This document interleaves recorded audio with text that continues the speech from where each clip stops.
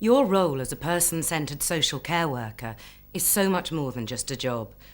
It requires you to be motivated to support the care, protection and well-being of individuals, rather than merely doing social care tasks for service users. The way you go about your activities can make the most enormous difference to the people you care for. Here, the carer is focused on the task she's engaged in, paying more attention to the slippers than to the service user. I remember when your daughter bought these for Christmas. Do you remember? Yes. It was a lovely Christmas that year, wasn't it? It was nice. Here, the carer is doing the same activity, but we see her approach engages the service user. Her activity is focused around the individual. You must value and treat people equally and with respect and dignity, encouraging and respecting the individual's preferences and protecting them from danger, harm and abuse. To help you to achieve this, there are a number of values that relate to your day-to-day practice and are central to you being able to provide person-centred care. This video will help you to understand the principles of person-centred care and how these values apply to your job.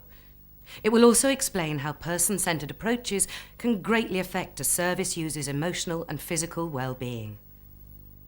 Many terms have been used by different agencies to refer to someone that receives a care service, such as service user, client, resident, customer, patient.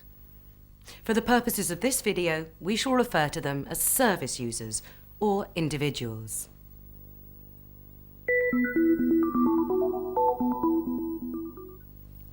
In order to provide person-centred social care, there are 8 values that you need to understand and promote at all times. They are individuality, rights, choice, privacy, independence, dignity, respect, partnership. Let's look at each of these in turn.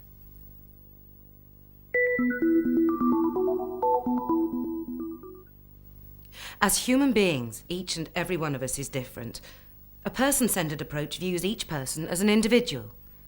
We all have different personalities, different interests, and different likes and dislikes. I don't like fish. Would you like a sandwich? Yes, please. Difference extends to social care too.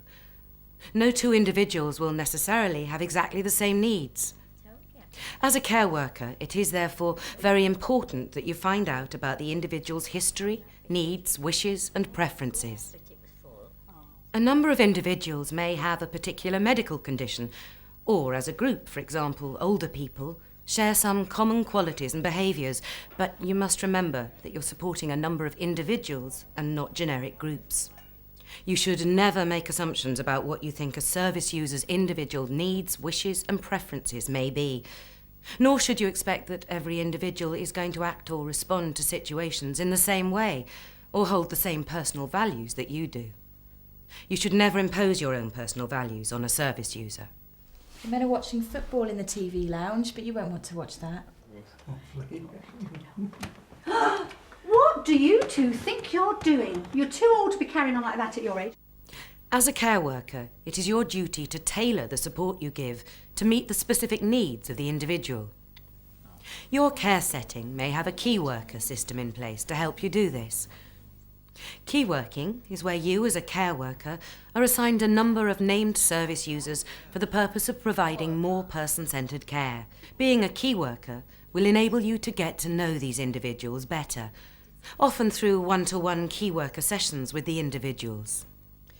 Communicating with and listening to the service user will help you to gather information and develop a better understanding of a service user's life history, preferences, wishes and needs. This knowledge can then be used to develop and revise the individual's care plan.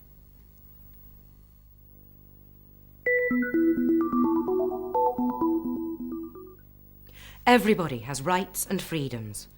Often these are protected by law, and they certainly don't disappear when an individual's needs include care and support from others.